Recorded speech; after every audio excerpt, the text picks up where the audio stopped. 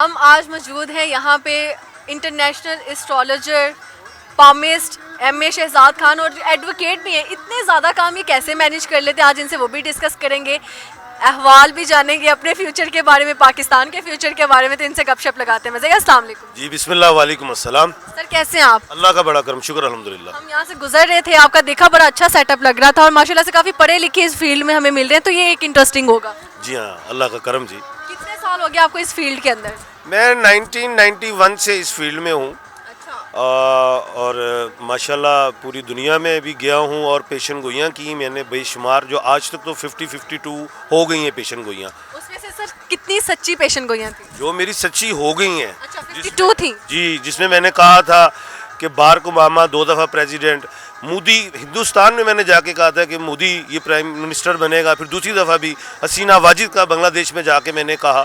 उसके बाद मैंने मुशर्रफ साहब का कहा कब जाएंगे, मैंने और कितना टर्नओवर रहेगा। इमरान खान का मैंने 2015 में कहा था प्राइम मिनिस्टर बनेंगे। शहबाज शरीफ का कहा था 2 टर्नओवर पूरे करेंगे। इसके बाद बड़ी ऐसी पेशन गोइयाँ थी जो मैंने, नवाज शरीफ साहब का मैंने कहा था कि इनकी हुकूमत इस टाइम पे, इस महीने, इस डेट को जाएगी। ये सारा बताया था। ज़बरदस्त हो गया। तो सर, जैसे आपने कहा कि आप काफ़ी पेशन गोइयाँ कर चुके हैं पाकिस्तान के बारे में भी, तो कितने पॉलिटिशियंस हैं जो आपके पास स्पेशली आते हैं अपनी पेशन गोई लेने या करवाने? मेरे पास, ऑनेस्टली बताना है। मैं ये कहूँगा तकरीबन मैंने तमाम अच्छे पॉलिटिशियंस के हाथ देखे हैं, ब्यूरोक्रेसी के देखे हैं, आर्मी, हर शोबे हाई के लोगों के देखे हैं, चाहे टीवी के लोग हों, स्पोर्ट्समैन हों, हर एक के देखे। अच्छा, तो इसमें साथ साथ आप कुछ सजेस्ट भी करते हैं?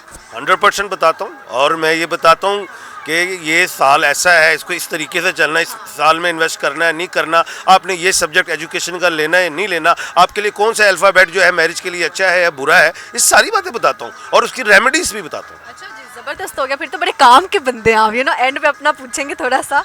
अच्छा, मुझे बताएं कि अब तो पाकिस्तान का, समझ लें यूँ मैं कहूँगी इन शॉर्ट, कबाड़ा हो चुका है, ठीक है। आप मुझे बताएं कि नेक्स्ट इलेक्शंस जो हो रहे हैं, आज हम पेशन को यहाँ से लेके जा रहे हैं कि अगला वज़ीर आज़म कौन होगा?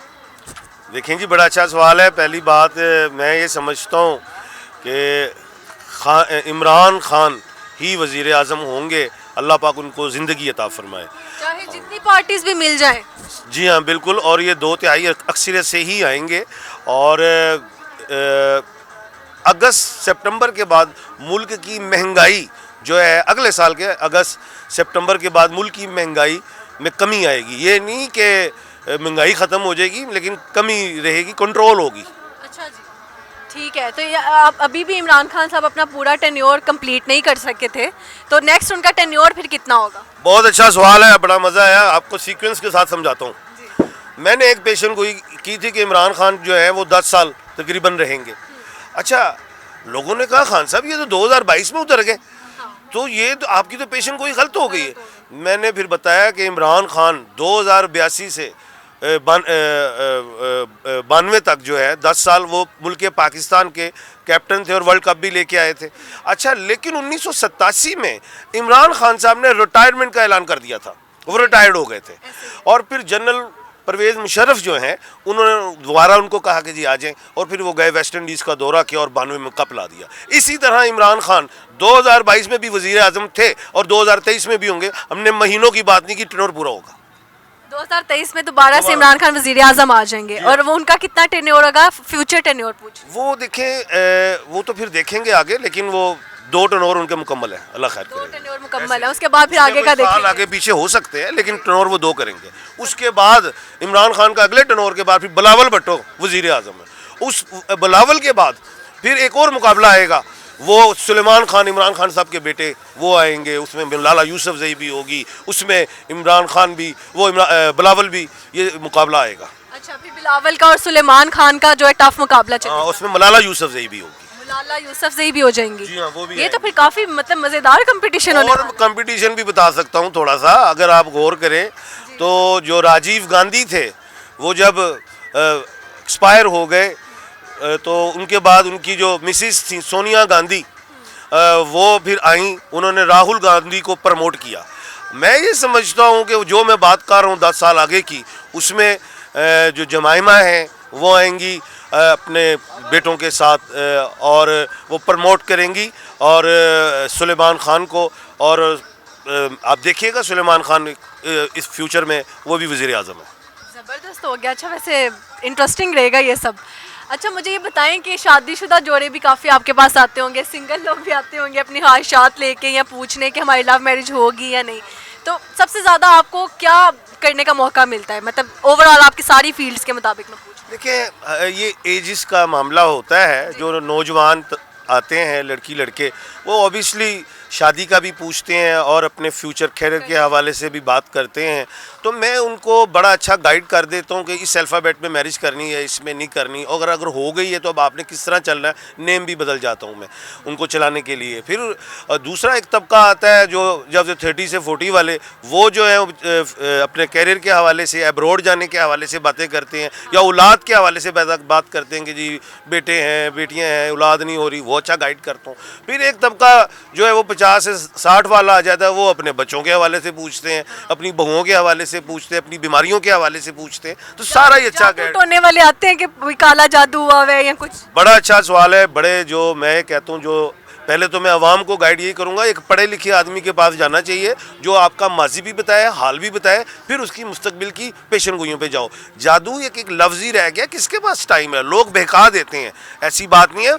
होता ये है बेसिकली किसी बंदे ने सब्जेक्ट ही गलत लिया हुआ है प्रोफेशन के हवाले से, वो उसको सूट ही नहीं करता है, उसको कोई और लेना चाहिए, या उसकी मैनेजमेंट की प्रॉब्लम है, या उस सब्जेक्ट की मार्केट में डिमांड नहीं है। फिर मियाँ बीवी में झगड़े जी जादू, और भाई शायद उसको ब्लड प्रेशर हो या उसके नेम में एग्रेसिव पन हो, उधर बड़ा सोच के चलना होता है, बड़ा ध्यान से आपने जवाब देना है। औलाद नहीं हो रही जी, और भाई उसकी भी टाइमिंग होती है। यहाँ पे हर चीज़ पाकिस्तान में ख़त्म हो जाती है कि काला जादू हुआ है भाई। हाँ, ये सब फ्रॉड है, ऐसी कोई बात नहीं है। ऐसी कोई बात नहीं है। अच्छा वैसे एक मेरे माइंड में एक पर्सनली सवाल है जो मैं आपसे करना चाह रही हूँ कि ये बहुत सुना गया है कि आप हाथ दिखाते हैं तो वो मतलब नहीं दिखाना चाहिए, ये मतलब गुनाह होता है, तो इसका आप क्या आंसर करें? बिल्कुल मैं ये कहूँगा जी कि हमारे पास कोई गैब नहीं, कोई ऐसी बात नहीं। हाथों में भी माउंट्स हैं, प्लैनेट्स हैं, ठीक है, स्टार्स भी हैं। हम कोई चीज़ को देखते हैं, कौन सा प्लैनेट कहाँ है, किस पोजीशन में है, ठीक है, उसके मुताबिक हम प्रेडिक्शंस देते हैं। जैसे आप रात को टीवी पे प्रेडिक्शंस लेते हैं सुबह बारिश हो सकती है कि नहीं, नासा 6 महीने की प्रेडिक्शंस देता है कि स्ट्रोम कब आना है। या और अगर हम कुरान में जाएं तो सूरह ज़ारियात में अल्लाह पाक ने फरमाया, जिसका मफहूम बयान करूँगा, कि हमने दिन को रात से बदला, रात को दिन से बदला। इसमें सूरज चांद सितारे आपकी रोशनी और रहनुमाई के लिए रखे हैं। ये सारा एक नॉलेज है। जबरदस्त हो गया। पाकिस्तान की एक पेशन गोई तो आपने कर ली, अगले वज़ीर आज़म इमरान खान है, और कोई पेशन गोई आप करना चाहें? बस लोग अवाम परेशान है कि जी इलेक्शंस कब होंगे, तो मैं आज बता रहा हूँ MM में होंगे, मार्च ता मई इसमें इलेक्शंस है। मार्च ता मई जी 2023। और आपने ये भी कहा 2023 में महंगाई कम हो जाएगी। अगस्त सितंबर के बाद। अगस्त या सितंबर के बाद जी। सर ये कभी डर नहीं लगता कि आपकी कभी कही हुई पेशन गोई गलत हो जाए? देखिए जी, जाहिर है हमारे हरूफ कोई हरफ आखिर तो नहीं है, उसमें अप डाउन हो सकता है। इतना मैं ज़रूर कहूँ कि मेरी प्रेडिक्शन 90% पूरी होती है। कितना टाइम लगा आपको अपनी ऑडियंस बनाने में? 35 ईयर्स। 35 ईयर्स एक अरसा होता है। जी हाँ बिल्कुल। और ये और कितनी दफ़ा टूटे, कितनी दफ़ा बने और फिर से ऑडियंस बनी, ये कैसा एक टाइम पीरियड था? ऐसा नहीं हुआ। मैं ये कहूँगा कि मेरा जो क्लाइंट है वो 25, 30 साल पुराना है, और वो मेरे क्लाइंट्स के साथ जो होता है वो मेरी गुफ्तगू खुद ही ट्रैवल कर देते हैं। और फिर दुनिया में ये नहीं है मेरा पाकिस्तान में क्लाइंट है, पूरी दुनिया में है। जी हाँ ठीक है। अच्छा मैं बस थोड़ा सा अपना हाथ दिखाते हैं कि भाई ऑनलाइन ही दिखा देते हैं आप। ऑनलाइन देखेंगे भाई। ठीक है, अब मैं पूछूंगी मेरा फ्यूचर जो हस्बैंड होगा उसका नाम किस अल्फाबेट से स्टार्ट होगा? पहले आप अपना नाम बताइए। सज्जल मलिक। माशाल्लाह बड़ा अच्छा आपका नाम है, और मदर नेम भी बताइए। रुखसाना। जी और डेट ऑफ बर्थ भी बतानी पड़ेगी। 15 अक्टूबर 1999। हाथ भी दिखाइए। राइट वाला। What's going on?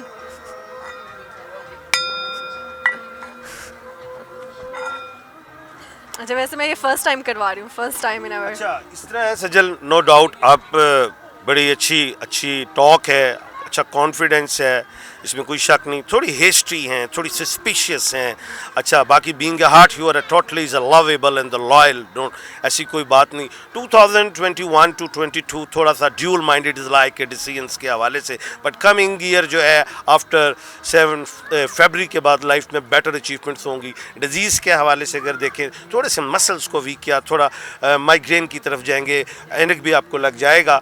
जो मैरिज के कपल का जो आपने सवाल किया है, तो मैं ये समझता हूँ कि आपकी शादी का जो अल्फ़ाबेट होगा वो वॉवल्स में होगा, AEIOUE में। और दूसरी बड़ी बात बता देते हैं कि 26 से 27 साल की उम्र में आप एब्रॉड जा चुकी होंगी। Thank you. और जा चुके होंगे। अच्छा जी, बस देखते हैं AIOU, बस ये सारे लड़के कांटेक्ट करना शुरू कर दे, उनमें से ढूंढ लेंगे अपने जीवन का साथी। जी हाँ, और प्रोफेशन में आप रेगुलर रहेंगी और आपका शौक भी रहेगा। आफ्टर मैरिज भी आप प्रोफेशन में होंगी। जो आपके कर पाऊंगी ना। और जो आपके एसेट्स हैं जो आप बनाएंगी वो आपकी एज 31 टू बिटवीन 37 होगी। और जो आपकी विशेस और डिज़ायर्स हैं जो जितनी मुमकिन हद तक कंप्लीट हो जाए वो आपकी 51 टू 55 हो। अच्छा सर, मैं आपसे अब थोड़ा सा पर्सनल सवाल करूंगी, आप कितना चार्ज करते हैं एक हाथ देखने का? देखें, यहाँ पे स्टूडेंट्स के लिए 1000 है, जो स्टूडेंट्स नहीं है उनके लिए 2000 है। ठीक है सर, दूसरी तरफ अगर आप देखें जहाँ पे फूड स्टॉल्स लगे हुए हैं, वहाँ पे एक तोते वाला भी बैठा हुआ है, 50 रुपए में आपको फालनामा दिखा रहा है। आज मुझे बड़ी खुशी हुई, मैं आज खुद विजिट पे था, मेरी बेटियाँ आई हुई थी, तो उनको मैंने भटूरे, लड्डू पीठियाँ वगैरह खिलाई। फिर मैं तोता फाल वाले के पास भी गया और वो आपका फालनामा क्या निकला? अच्छा, तो मैं गया और मैंने उससे सलाम किया, वो मुझे जानता भी था, बड़ी रिस्पेक्ट दी। तो मैंने अपनी भी कहा जी मेरी भी तोता फाल निकलवाएं जी, मैंने बेटियों की भी निकलवाई और मुझे बड़ा अच्छा लगा। उसको मैंने पैसे भी दिए, उसने कहा नहीं, मैं कहा आप लें जी। मुझे अच्छा लगा, बच्चों को दिखाया कि ये भी एक चीज़ें हैं, तो अच्छा है। था वैसे ऐसे ही। और इसको ज़िंदा रहना चाहिए हमारे, बल्कि लाहौर की सकाफत में तो टांगे थे, तो अल्हम्दुलिल्लाह वो हमारे इस रेस कोर्स में भी आप देखें बगियाँ चल रही हैं और इधर जो अम्यूज़मेंट है वो पुराने झूले, वो सारे सिस्टम्स इधर मौजूद हैं। वो मेला, वो सकाफत हुई सी, और यादें यहाँ ताज़ा पे हुई। फ्लावर्स क्या भी वो लगे हुए हैं बेशुमार, और उसको भी लोग आके देख रहे हैं। अवाम के अंदर एक खुशी सी है, या ऐसे फंक्शंस होने चाहिए। सर, आपका हिडन टैलेंट क्या है वो थोड़ा सा जानेंगे और इसके बाद वाइंड अप करेंगे। नहीं, कोई नहीं है। कोई शेर सुना दे हमें अच्छा सा। हाँ, मैं ये ज़रूर कहूँगा। आप पकड़े और माइक में दें। जी हाँ, मैं एक तो पहले इमरान खान साहब के लिए एक शायरी मैंने लिखी है, वो मैं सुनाऊँगा। पक्के supported लग रहे हैं ये। नहीं, मैंने लिखी है, मैंने अपने लिए लिखी थी 1992 में, लेकिन मैं इमरान खान साहब के लिए दे रहा हूँ। गर मुकद्दर में है काली रात, गर मुकद्दर में है काली रात, तो शहर से भीख नहीं मांगूंगा मैं। डूब जाऊंगा हंसते हंसते, बहर से भीख नहीं मांगूंगा मैं। इसको मेरी खुददारी समझो या मेरी मजबूरी। सारी फसलें, सारे खेत जला दूंगा, पर इस नहर से भीख नहीं मांगूंगा मैं। भूखा मैं मर जाऊंगा, तेरे शहर से भीख नहीं मांगूंगा मैं। इसको मेरी खुददारी समझो या मेरी मजबूरी। आजकल के दौर में शहजाद मरना कौन सा मुश्किल है, आजकल के दौर में शहजाद मरना कौन सा मुश्किल है। गैरत से मर जाऊंगा, पर जहर से भीख नहीं मांगूंगा मैं। इसको मेरी खुददारी समझो या मेरी मजबूरी। और आवाम के लिए एक शेर है, मैं अल्लामा इकबाल रहमतुल्लाह अलैह का मुझे बहुत पसंद है, वो मैं आवाम के लिए सुनाऊंगा। मिल्लत के साथ राब्ता इस्तवार रख, मिल्लत के साथ राब्ता इस्तवार रख, पेवस्ता रहे शजर से उम्मीद बहार रख। थैंक यू जी। जबरदस्त हो गया, बहुत शुक्रिया। आप तो बहुत अच्छे मोटिवेशनल स्पीकर भी बन सकते हैं वैसे। Thank you ji, thank you. अच्छा, बहुत अच्छा लगा इनसे बात करके। और ये थे हमारे साथ शहजाद खान, एस्ट्रोलॉजिस्ट भी हैं, पामिस्ट भी हैं और इंटरनेशनली भी इन्होंने काम किया हुआ है और एडवोकेट भी हैं, ऐसे ही है। और मेरा तो आपको पता ही है सज्जन। ठीक है, बहुत शुक्रिया, इजाज़त दें हमें, बहुत शुक्रिया।